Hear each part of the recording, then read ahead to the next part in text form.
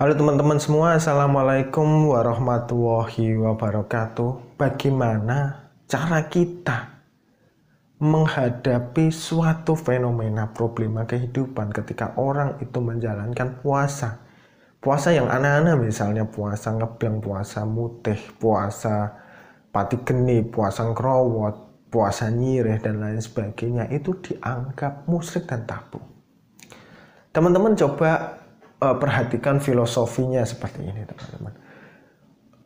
Di Jawa atau di Indonesia, yang namanya jenis puasa itu kan ajaran yang diajarkan Tuhan, yang diajarkan Allah Subhanahu wa Ta'ala. Bahkan sejak zaman Nabi Adam pun, manusia pertama ini sudah diperintahkan dan dilatih, dipaksa untuk berpuasa. Contohnya apa? Contoh konkretnya adalah ketika beliau diminta untuk menghindari makan buah koldi. Ini adalah puasa. Dalam artian puasa nyireh. Artinya puasa nyireh, menghindari makanan tertentu. Ini adalah nyireh. Dan di dalam hal ini adalah buah koldi. Ini adalah Tuhan mengajarkan suatu ilmu puasa. Tapi ketika Tuhan memberikan wahyu kepada Nabi Muhammad, hei orang-orang yang beriman, bertakwa, berpuasalah kamu sebagaimana Tuhan memerintahkan orang-orang sebelum kamu untuk berpuasa agar kamu lebih bertakwa. Ini apa maksudnya? Puasa ini kan suatu jalan, suatu fenomena yang diperintahkan oleh Tuhan. Di situ dikatakan diwajibkan, bukan disunahkan. Bahkan ketika kita memperoleh hal-hal yang lain itu tidak ada kata-kata yang mewajibkan sepenuh hati. Itu kadang tidak ada. Bahwa perintah-perintah itu diperintahkan Allah melalui Al-Quran.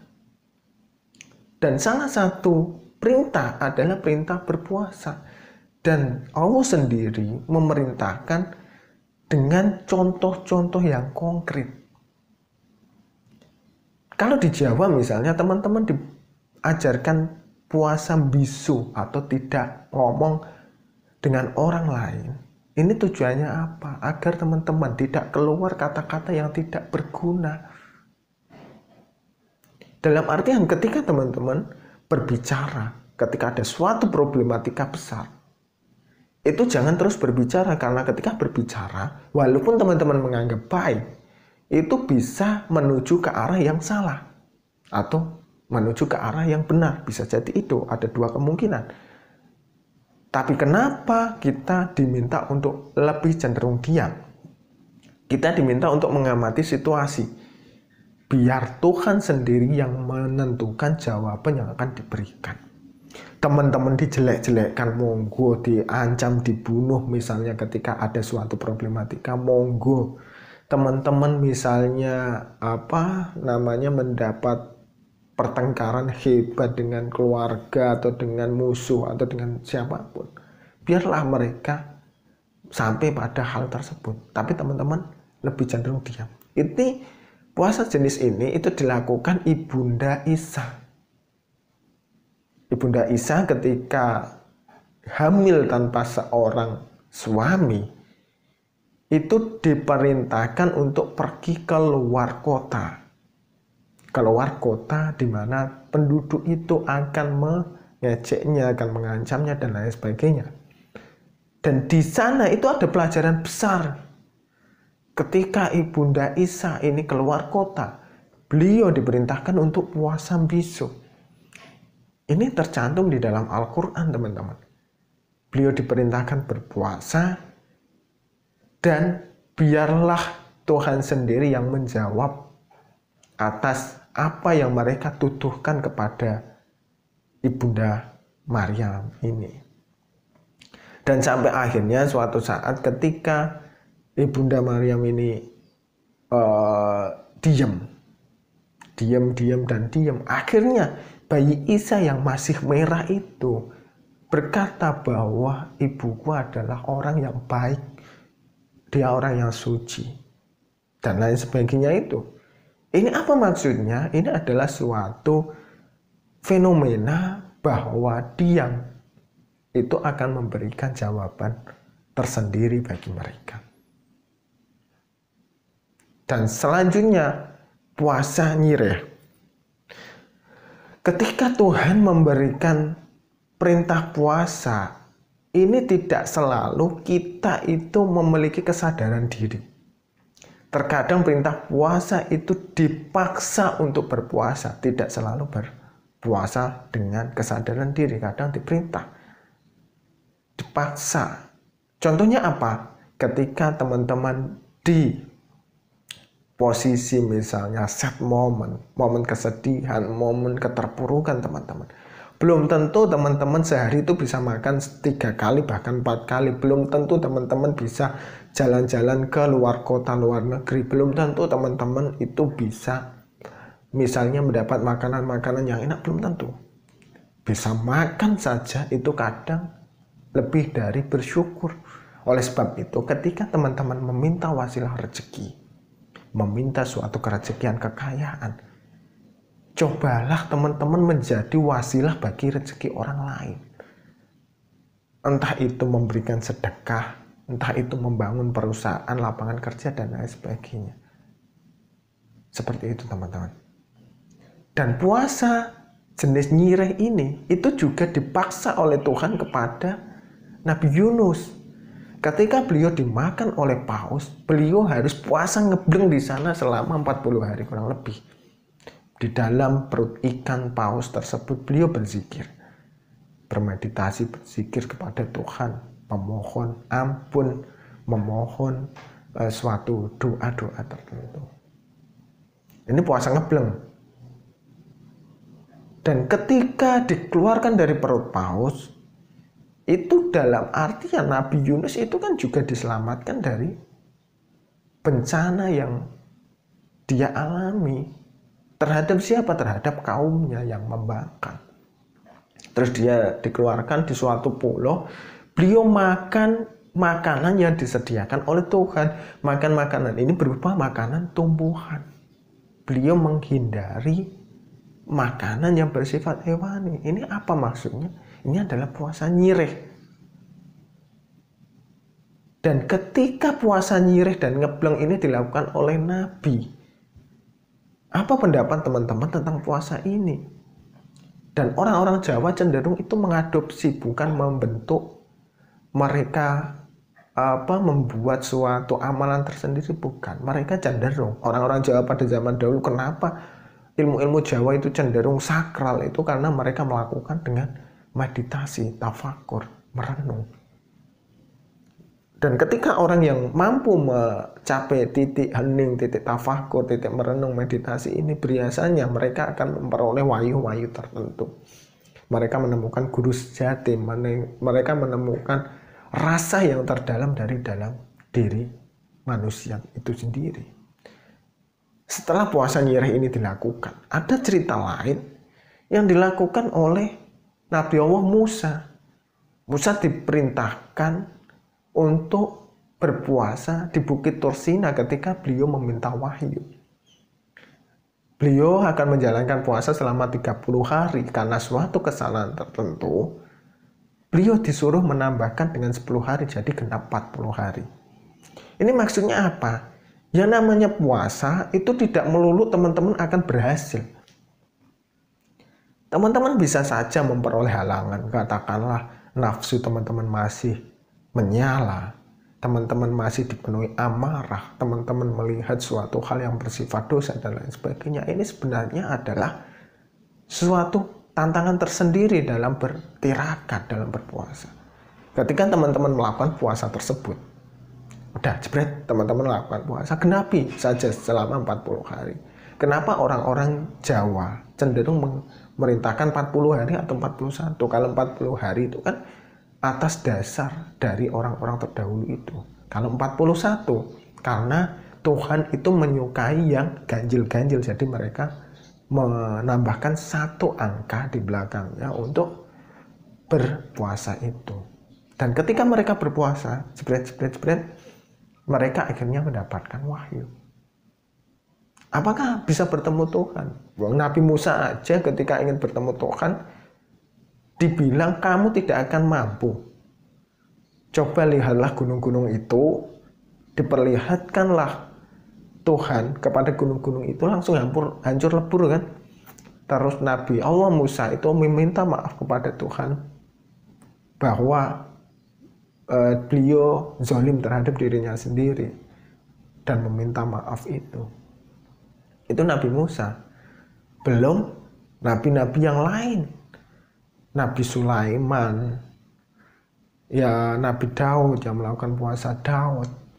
Terus pokoknya nabi-nabi itu menjalankan semua. Nabi Nuh yang membangun bahtera aja melakukan puasa. Maknanya apa?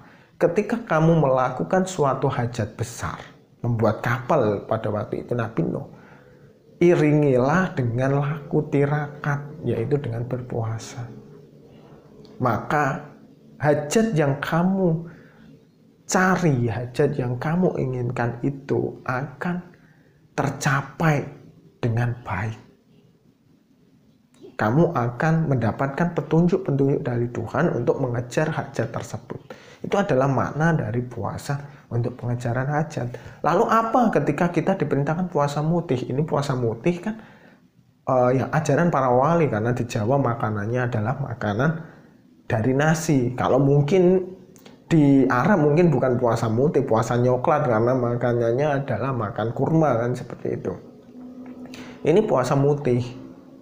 Dan dimaknai bahwa puasa mutih itu kembali ke pokok dari diri manusia, karena makanan pokok itu putih, tanpa kandungan apa-apa, tanpa tambahan apa-apa. Setelah makanan putih ini, makanan pokok ini, nasi ini dimakan oleh manusia, mereka kan ibaratkan kembali ke fitrah manusia. Makanan pokok, minum air, hanya air putih, air fresh saja. Dan setelah mereka memakan dan meminum hal yang bersifat pokok, bersifat dasar ini, harapannya itu mereka kembali menjadi suci. Dan kalau dihubungkan dengan Feng Shui atau dihubungkan dengan elemen keduniaan, mereka itu ada elemennya tersendiri. Kalau puasa mutih, puasa itu diibaratkan mereka berelemen api. Orang yang menjalankan ini cenderung itu lebih disegani, lebih dihormati. Itu makna dari api. Sekecil-kecilnya api itu tidak berani orang-orang itu menyentuh atau memegang. Itu api. Kalau puasa ngerowot, makan dari bahan-bahan yang berada di dalam tanah, itu adalah filosofi dari tanah. Bahwa orang-orang yang memakan makanan dari tanah ini, harapannya itu mereka cenderung menjadi orang yang lembah manah, orang yang jauh dari penyakit hati, jauh dari kesombongan. Mereka cenderung lebih lebih menjadi pengayom bagi orang lain. Dalam artian pengayom apa? Tumbuhan itu tumbuhan dari tanah. Biji apapun jika ditaruh di tanah yang subur, misalnya tanah yang dibekali dengan puasa tadi, dibekali dengan ngerowot tadi, itu akan tumbuh menjadi suatu tanaman yang besar dan menghasilkan hasil yang akan berguna di masyarakat, akan berguna untuk orang lain, entah itu ilmu atau apapun itu sangat berguna bagi orang lain. Terus selain itu ada puasa nyireh. Nyireh ini ibarat dengan air. Ini mengandung sifatnya air. Sifatnya air itu mengalir. Dimanapun tempatnya, dia itu bisa meresapi, menyelami. Dia bisa menjadi seperti apa yang ada di dalam wadahnya. Itu sifatnya air. Dalam artian mereka yang menjalankan puasa nyireh ini cenderung mengalir, dalam artian pasrah. Diberikan ilmu yang baik, pasrah. diberikan kerezekian yang baik, pasrah, diberikan apapun pasrah, ini manut dalanya Gusti. Akan tetapi jika dilakukan puasa, ini menandakan bahwa air yang kotor ini dimurnikan kembali. Artinya apa? Orang yang menjalankan puasa nyireh, yang tadinya itu kemrungsung dan lain sebagainya, harapannya mereka akan mengalir kembali ke jalan Tuhan sesuai dengan kehendak Tuhan. Mereka menjalani seperti itu.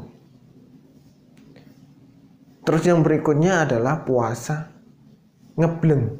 Puasa ngebleng ini ibaratnya adalah udara. Puasa ngebleng ini kalau diibaratkan dengan udara atau oksigen misalnya, ini dibutuhkan orang tapi tidak terlihat. Makanya orang-orang yang bersifat ngebleng atau berpuasa ngebleng ini cenderung orangnya itu lebih dinamis.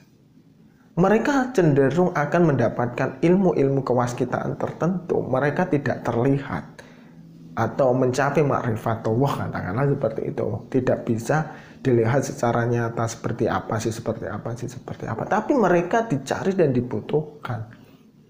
Ini adalah filosofi dari puasa ngebleng. Dan misalnya kesemua itu dilakukan, apakah bisa untuk menggait rezeki, menggait jodoh? Bisa, semuanya bisa. Tapi kan semua itu berjalan dengan kekuatan kita masing-masing. Filosofi itu ada filosofinya masing-masing, tinggal kita pilih filosofi yang mana yang ingin kita peroleh. Jangan terus teman-teman menjudge bahwa ini bukan ajaran Tuhan, bahwa ini itu bukan ajaran agama dan lain sebagainya. Bukan. Mereka itu ada filosofi dan maknanya sendiri-sendiri. Dan teman-teman misalnya tidak tidur di malam hari, atau puasa melek, atau puasa menghindari api atau cahaya yang dikatakannya itu pati geni, itu sebenarnya ada filosofinya tersendiri-sendiri. Mungkin di video selanjutnya akan kita bahas dan kita coba kupas satu persatu. Seperti itu teman-teman, semoga bermanfaat dan sampai jumpa di video selanjutnya. Wassalamualaikum warahmatullahi wabarakatuh.